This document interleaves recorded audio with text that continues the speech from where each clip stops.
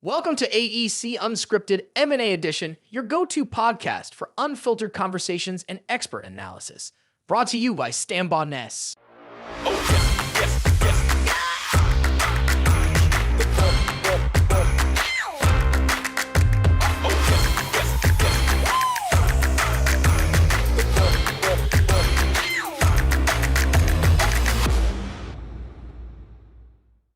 Welcome to AEC Unscripted. I'm your host, Jeff Adams, the Director of Mergers and Acquisitions at Stambaugh Ness. Today we're going to be exploring M&A through the lens of a structural engineer turned M&A integration leader. I'm delighted to have joining me for this episode, Sandy Matthews, the Director of Integration at Salas O'Brien. Sandy leads the firm's post-acquisition integration efforts, working at the intersection of people, processes, and technology to ensure deals deliver on their promise. With a front row seat to one of the most active acquirers in the AEC space, Sandy brings a practical perspective on what separates integrations that create value from those that simply stall out. Sandy, welcome to AEC Unscripted. Jeff, thank you for having me. I'm really excited to be here today and honored to have the opportunity to share what we do at Salas O'Brien and our approach to integration and building a stronger team with each partnership. So thank you for having me. Well, I'm sure our listeners are going to enjoy hearing what you have to say. You guys have a lot of experience doing M&A, and there's a lot firms out there can learn from the experiences that you had. So before we dive into today's topic, Sandy, why don't you just tell the audience a little bit about yourself and Salas O'Brien? Sure. I joined Salas O'Brien by way of merger in June of 2020. My organization, PPW Structural Engineers out of Oakland, California, merged with Salas O'Brien at that time. We were 35 people, and we joined Salas O'Brien. It was about 600 people at that time. It was a great opportunity for everyone. It was right in the middle of the pandemic, so there was a lot of change just on its own. It was a great opportunity for myself personally. I was looking to move out of the structural engineering field a bit and was more interested in growing our organization, finding opportunities to streamline our processes and help us work better as one organization. So when we joined Salas O'Brien, we were the first standalone structural team. Soon after that, we brought on additional structural firms, and I had the opportunity to work across Salas O'Brien to see what opportunities we had to really build a more cohesive structural team and lean on each other for resources. It was a great opportunity to get my feet wet in integration and see could we be as a larger organization together. At the end of 2022, they created this role to lead integration. At that point, they realized that there was a need for somebody to take ownership and have more of a programmatic approach to integration, as we were really bringing more teams in and starting to actually work more as a unified organization through collaboration. And so I transitioned into this role, and it was a great fit for me personally. And I've really been honored to be able to build up this team and grow who we can be at Salas O'Brien through mergers and acquisitions. I appreciate you sharing that. I can relate to your story. Similarly, I was with an engineering firm as a CFO, and we sold in 2019 to a private equity-backed platform firm who I then worked for a couple of years before joining Stambaugh Ness to start up a mergers and acquisition practice. And just like you, I was looking for a change, right? Wanted to do something a little different, leverage the experiences that I've had and use those in a useful way for others. And so I'm looking forward to digging into your story here a little bit and what you've learned and what you do currently. So Sandy, before we start digging into things here, let me just ask you, how do you define integration success in the AE industry? That's such an important question, and that's really where it all begins. We have to understand, what does success look like? What is our vision here? And what are we all working towards together? So when I transitioned into this role, that was really the first thing that we stepped back to say, what is success for Salas O'Brien in integration. In the engineering world, it's really clear what your success looks like. It's a building that stands and you're providing a clean and safe environment for the occupants. Now, as a structural engineer, I appreciated the building code that gave you a clear roadmap to get there, and it had some boundaries. It was safe. Within integration, it's a little bit different. You need to understand what is that final vision for us. And at Salas O'Brien, that is creating one team to leverage all of our partners to have collective success. It's not about the success of one piece, it's about the whole. And so we need to make sure that we're set up appropriately to let our teams collaborate and seamlessly work across offices so that we can realize that vision and really build one team together. And so my job is really to help align hearts and minds in making the team feel like they are one moving forward. So retention, people are really important. It all starts with relationships. Yeah, absolutely. Building those relationships internally and making people feel like, man, we are better together. This is one strong, cohesive team is really where it starts. Well, I know you mentioned to me before a people-first approach that you take to M&A. Nice buzzword, right? People, you hear that all the time. Every AE firm says they're people first. What does a people-first approach look like in practice? Great question. It really starts with developing a mutual understanding of our people and having a two-way communication and being able to understand while we're all working towards a combined vision and who we want to be together, we need to listen to each perspective. One thing that we've learned is we can all see the same vision, but see it slightly differently. So stepping back and putting yourself in the shoes of those team members coming into Salas O'Brien, what are they feeling? What are their thoughts and fears? And what do they see as success? And looking at our internal team, how does it impact our existing team, if a new merger coming in? And then looking at our team, our support team, our functional work streams, how is this new team going to impact our processes and our systems, and making sure that we really start to paint a whole picture from all the different vantage points to really understand how this new team is going to impact the whole organization. So understanding the different perspectives really is where it starts. I think the best analogy for a lot of what I do is being a parent. I draw a lot of parallels there with my children. And my son, I've got a 14-year-old boy, and he came to my husband and said, I want an e-bike. I need an e-bike. A beautiful just power. like you and I needed one when we were that age, right? 100%. I would have loved an e-bike. I would, absolutely. So he put together this beautiful presentation, pros, cons, everything, why he needed this e-bike.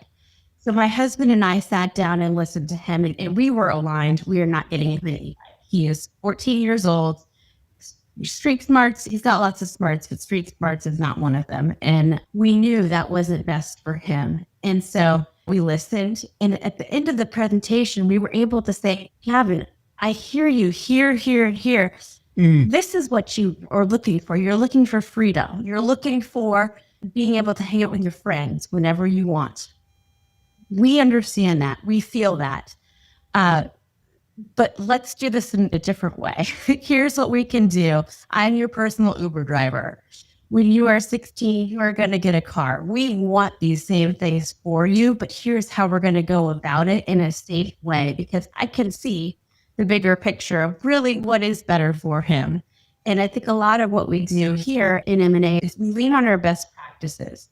We understand that everyone has a different perspective and that they see really what they want, but we need to help them zoom out and see what really is best when we bring them into the organization, that we can talk through together and see, this is what we're trying to achieve together. Does this make sense if we go about it maybe a different way? It really builds trust with our leaders, and it helps to have that two-way discussion more where you can tell them, hey, best practices, this is our framework for integration. This is what we've learned. And let's try to help you get what you want, but within some of these parameters. That personal story, that ties in so well to what you're doing. Listening is such a lost art. And the way you sat there and listened to your son, I thought you were going to say you had to give in when it was all said and done. I love, man, you just blew me away where you came from with that. And you listened to him, you heard what he said, and it wasn't that you dismissed it. You said, no, actually, you're telling me something different that you don't even realize what you're telling me. Right. And how important that is. Something else you said a while ago that I just want to highlight here, and that is not only do you listen to the acquired firm's employees, but you're listening to your own employees as well, because change for both sides, right? It impacts both firms. And I think that's just such an important aspect that you highlighted there and all that. Well, hey, let's get personal about your experience. You mentioned you were acquired by Salas O'Brien in 2020. Recognizing you work with Salas O'Brien now, what would you say they got right in integrating your team back in 2020? Well, first of all, Salas O'Brien really prides ourselves on merging with strong companies. We find partners that really stand alone will be successful, that everything we bring as a combined team is just icing on the cake. So the model is to don't break what's working. We want to make sure that they keep going, and culture is a huge part of who we are as a people first organization. The way we say in the South is, if it ain't broke, don't fix it. All right. So love it. Yes, exactly. And so what they really did right and still do right is trusting those existing leaders, that they are the leaders of our local team. They're going to maintain that leadership presence in their decision-making, and you be that face for that local team and their clients. And so there was no real change as far as leadership, approach, relationships. Our culture is still the same. And what was beautiful was it aligned so well with the rest of Salas O'Brien. So when we got together with the other teams, we looked around and went, wow, they're just like us. This is like our family. It was really incredible. And I'm proud to say that's still the case today. I had the honor of being with one of our most recent mergers, Rockbrook, in the New Jersey area last week. And we went to dinner with them and had leadership from 3 other previous mergers that were there, sitting around the table and listening to the laughter and friendship that was already there was incredible. It's just such like-minded people. And one of the leaders there, Mike Watcher, came up to me afterwards and said, oh my gosh, I don't know how we did this. I feel like we've been friends forever. This was our first dinner out. But it's magic, really, when you bring the people together, and just it happens organically and naturally because we are similar people. So it's beautiful. Well, that's awesome. What is 4 years now that you've been in your role, leading the integrations and setting the standard for how Salas O'Brien is integrating firms? What you do today, how was that shaped by your experience of what you went through? Sure. It definitely gives me the perspective of being a team member. I was an engineer going through that. I didn't choose to join Salas O'Brien. I was with the small company. I liked the small company feel. So, joining a large, And so appreciating that, really starting with empathy and understanding, again, what do those team members locally feel? What does the leadership locally feel? What are some of their threats that they see? And really listening to them and finding, what do you want out of this? And what does success look like for all of us? My vantage point has changed here. Again, being able to understand how a new merger impacts our existing team and our operations is so important, because we want one team. We have to be ready to pivot and be agile enough that when we have a 500-person firm join us tomorrow, we're ready, that we can be there to adjust and look through the lens of every different person on our team to make sure that we are thoughtfully bringing people together, keeping everyone engaged and feeling like they're part of something bigger and want to be with us. Yeah. This might be a little difficult question for you to answer, because you sound like you guys are doing it right, but perhaps you run across other things. Are there certain areas where you would say other acquirers maybe misjudge the acquired firm's perspective when they're giving that outside in look at that target firm? Any Yeah. areas you think they're missing? There's a lot of unknown and uncertainty for sure. And what I really appreciate about our approach before the close is our leadership says, hey, here's a list of the people who joined Salas O'Brien. Call any of them. We're not going to script what needs to be said. Ask them any question. What's the good, the bad, the ugly? And, we have that much trust in our team that they have been successful with Salas O'Brien, and they see this as a positive. Just understanding or having that transparency is really important to be able to go in and open the door and say, go in, let's take a look, and you can tell for yourself. You mentioned the good, bad, and the ugly. Have you had a time where the ugly is what came out and showed itself? It happens. I mean, integration is hard, and we're not trying to pretend like it's not. We pride ourselves on continuous improvement. So we really take a collaborative approach as best we can when things go wrong and say, hey, let's regroup. We're here to help. We're all on the same team. And you have that trust built in with the basic person relationship there. Yeah. And it means so much when things go hard because you do have to pivot and you do have to step back and say, what's the real impact here? Where can we adjust? Because there is no one size fits all. And so absolutely, we hit different bumps along the way. Sure. And we're there to support it immediately and don't let it fester. I think that's an important thing is being able to listen so that way you can see it coming and reading the room before it gets to be a big, big deal. No, that's great. Appreciate you sharing that. You mentioned to me before when we were having a conversation that you always start with why. Yeah. How do you extract the why from the acquired firm's leadership? You mentioned listening a while ago, right? That's a key part of that. But tell me a little bit more about that. How do you understand the why of the target firm? That's actually the easiest part. All you do is simply ask.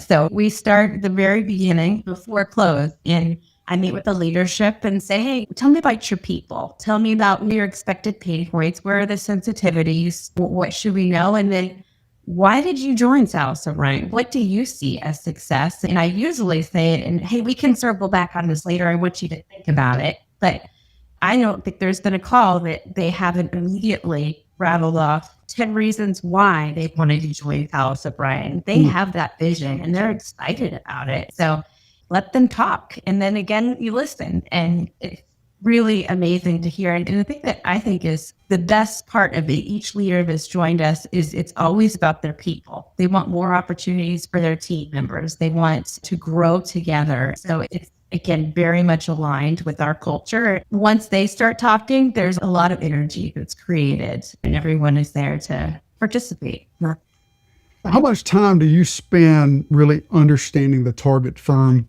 before day one? And that day one I define as, hey, the day after closing, right? That first day after closing is day one. How much time do you spend before that getting to the firm? As much as I can, really, but have to appreciate the balance. I mean, they're still working through due diligence. Due diligence is, it's hard. I think I had heard somebody refer to it almost like a colonoscopy. I mean, it is really not pleasant. And we get that, but it's important and it helps. So we really lean on our corporate development team to help provide insights to us of what they've learned.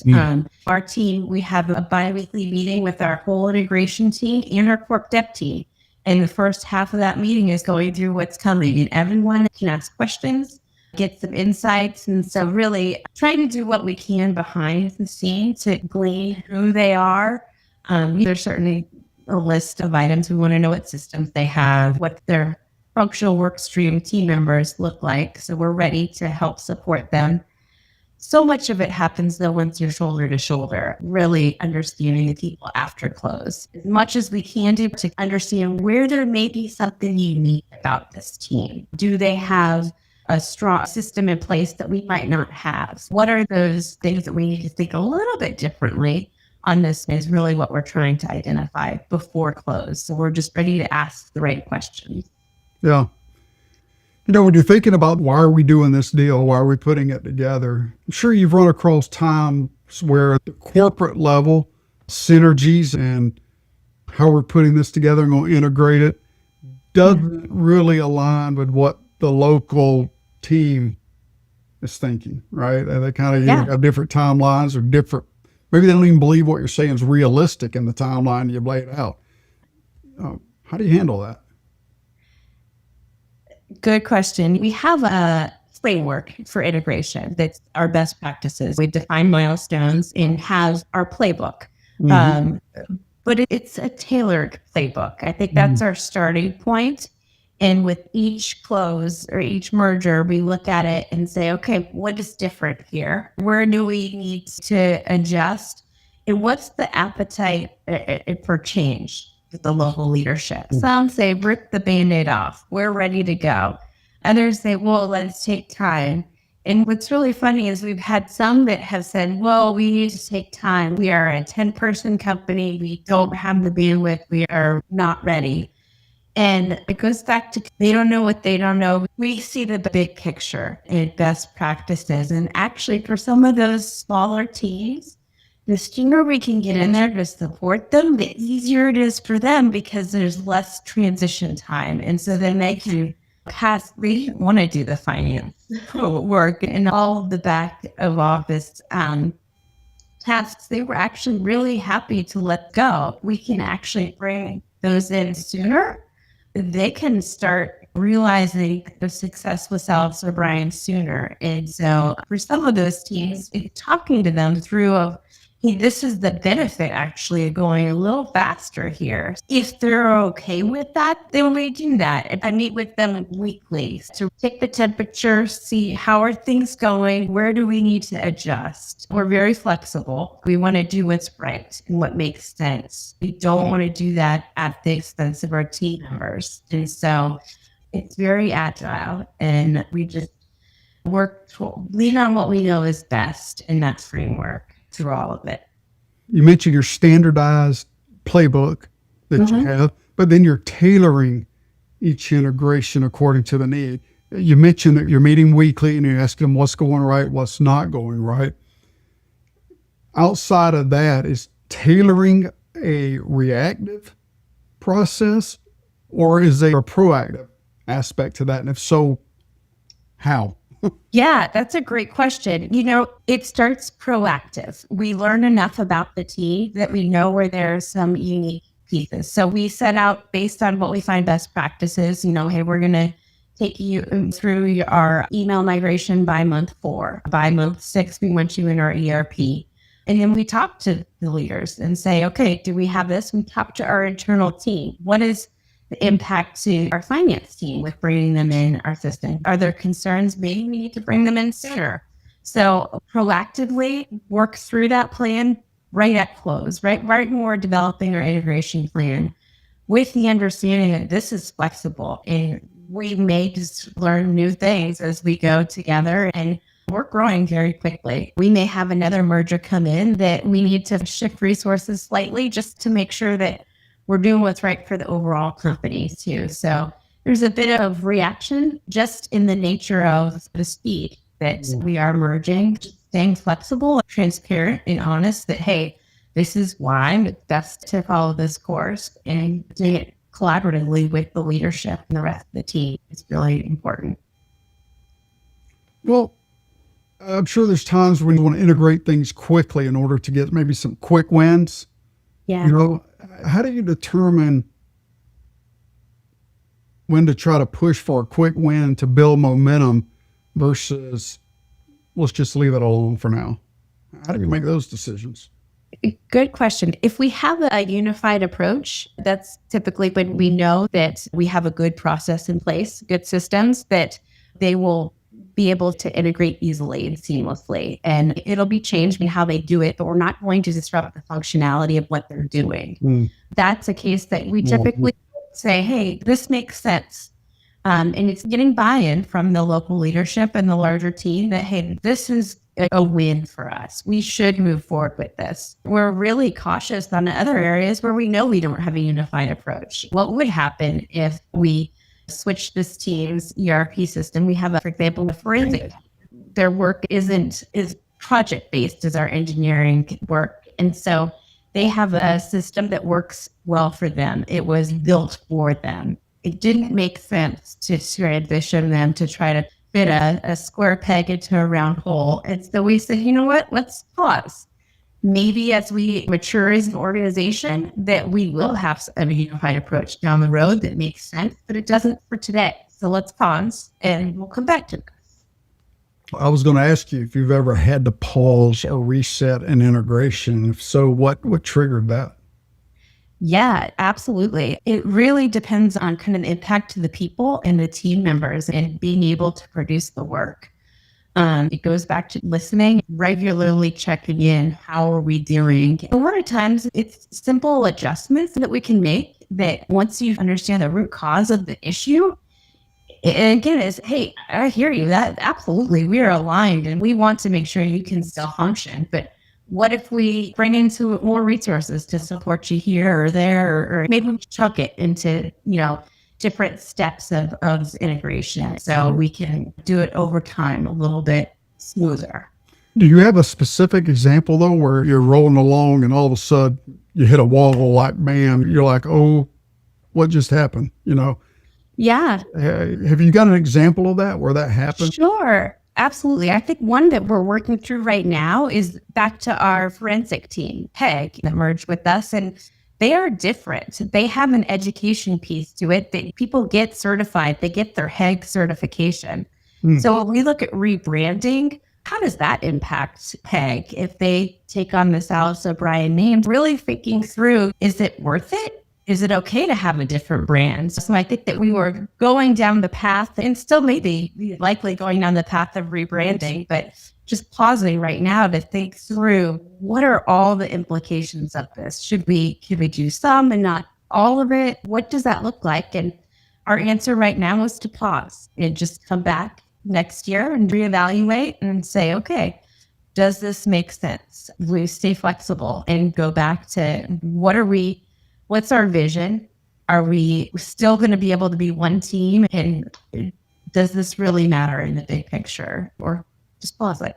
Well, that whole branding thing, that's something sellers are always concerned about, right? I mean, well, I'd say always concerned. Sometimes I'll have a seller just say, hey, I don't care. They can change my name. Yeah. There's others that are like, well, hey, we've had this name a long time. It means something to our community. We want to have it. There's others that are like, our name has a great reputation out there in the industry and on this specific niche that we focus on. And it's going to hurt any buyer if they try to get rid of it. And it sounds kind of that might be the road you're facing right now. What impact is this going to have on customer and on future pipeline of work? So it's great that you hit the pause button on that and just kind of say, hey, let's make sure we give some great thought and consideration to this before we make any changes, right? Goes back to if it isn't broke, don't fix it, right? That's right. So, hey, let's talk a minute about culture.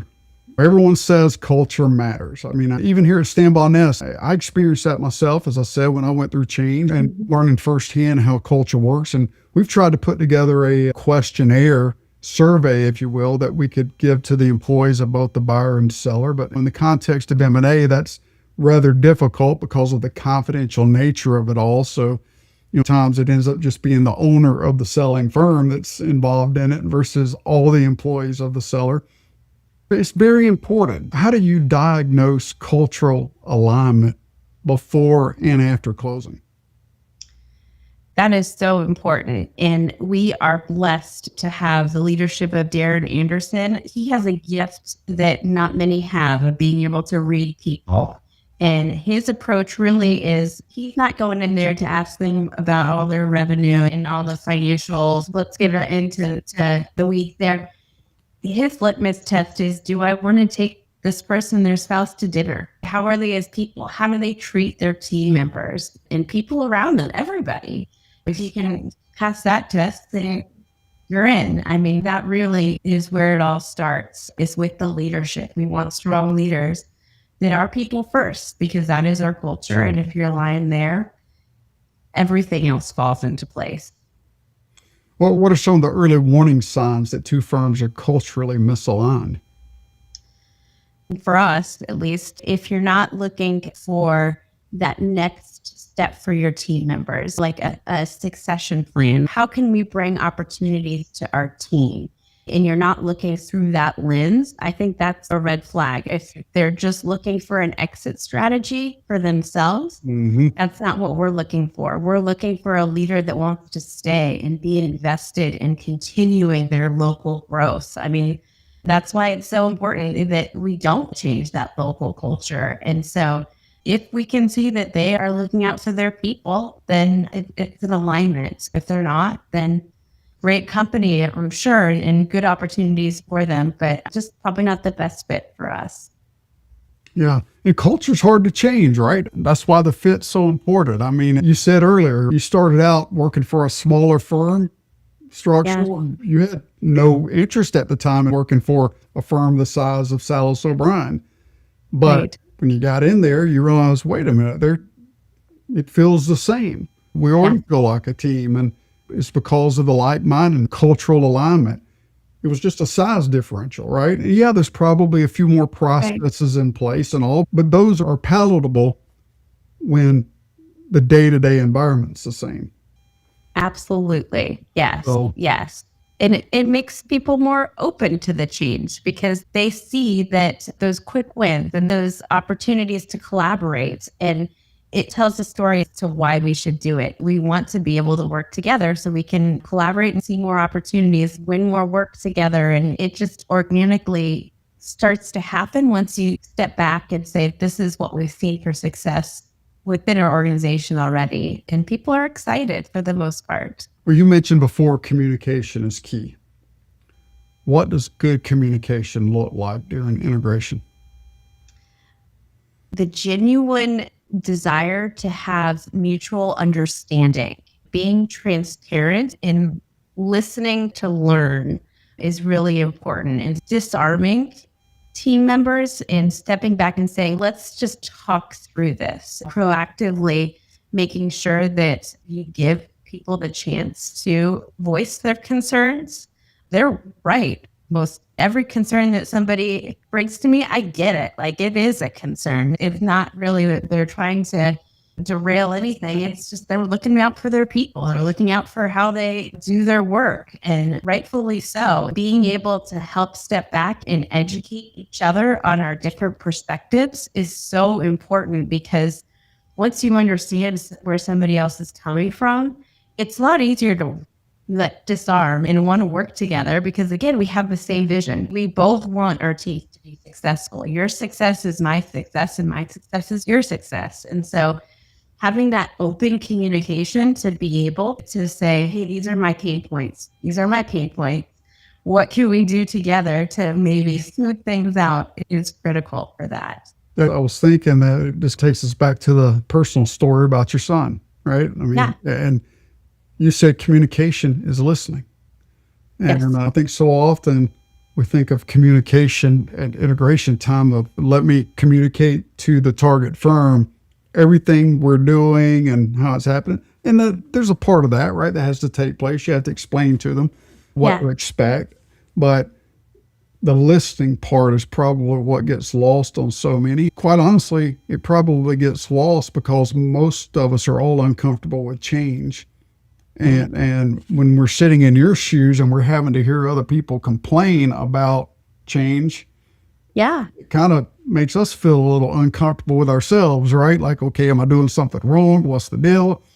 Right. But being able to be comfortable in your own shoes and recognize, hey, this isn't personal. This is, well, it is personal. It's their personal lives, right? And you're trying to help them understand their why.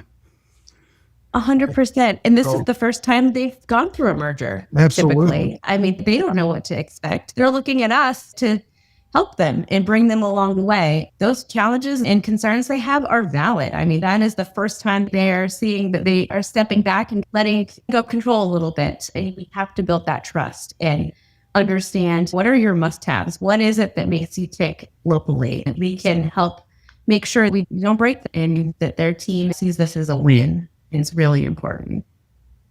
That's great. You know, Sandy, how do you measure whether an integration is actually working? Listening to the people, go back to listening. So feedback from the team members, really, and from our larger team as well. Getting that feedback is critical. We send out a communication to our new teams. We call it the Merger Minute. That has a point survey that how are things going? Fantastic, business as usual, or I have concerns. And we really listen to that and have that help guide us to when we need to help support the local team more. Are these teams working together? I think that if they are winning work and seeking out to build relationships outside of their local team, that's a huge win. That says a lot about that integration and that it's going well to me. We see some teams that it takes more time, and that's okay. Everyone does their journey here. So trying to make sure that we're staying with them and helping to change hearts and minds that we're one organization here and here's who we can be is really important through all of it. Are there any areas that you would say some of your competition, experienced acquirers out there might still be getting it wrong when it comes to integration? I think every company is different and they have a different approach. That by design, some of their companies do have standalone, don't change much and don't collaborate because maybe they're different pillars of services or whatever that doesn't make sense. So I think the important thing is knowing what is your vision, and back to your original question, what's your definition of success? And I think that we all have maybe different definitions of success. I personally love our definition of success. I believe in building one company and trying to leverage every team's strengths and build that community within. That's important. Not that other teams aren't doing that by any means, but it's just, what is your vision? Well, who do you want to be? That's how you build all your integration plans. How integrated do you want to be based on who you want to be? Well, that sounds like a win-win approach that Salas O'Brien takes there. So 2 questions as we wrap up. One, I want to ask you, with respect to sellers, what should they be evaluating about a buyer's integration approach? What is the impact to your team members going to be? Look at how successful this company has been in previous acquisitions and mergers, and what is the plan for your team members? Are you aligned with that? Do they have that people first approach? What questions are they asking you? Are they asking you about your people? Or is it just the finances and all that, which are important too? We want to understand all that, but just understand what are those questions that the company is asking you? And does that align with what you would hope if you were to seek out a partner? Is that what you would ask first? All right, for buyers, flipping the script here, what capabilities do buyers need to build before becoming an active acquirer? Oh man, I think we've invested a lot of time and energy into building up an integration team. We really saw the value in having a smooth process to really bring our team members in so we can, at the speed that we are merging with teams, we need to know what we're doing. We need to have a playbook and a plan in place. I really appreciate the Navy SEALs quote, slow is smooth and smooth is fast. Really taking that time to invest in your internal team and making sure that you've got a plan in place really is important.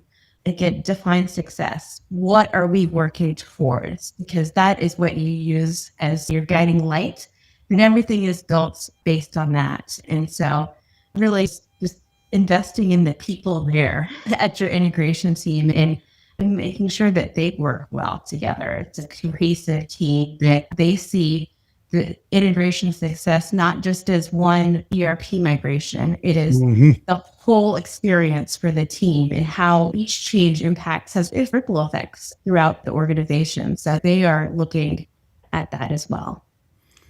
Well, you guys have done over 20 deals since January 2024, so highly acquisitive. You have to be doing a lot of things right to do that many deals. So much appreciate you, Sandy, for just sharing your insights and the Salas O'Brien way to us today. So thank you very much for joining us.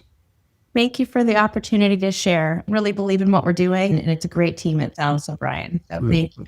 Sounds like you're doing it very well. Thank you.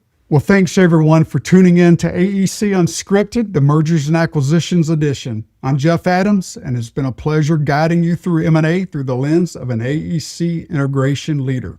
Please remember to subscribe and leave us a review wherever you get your podcast. And until next time, keep pushing forward.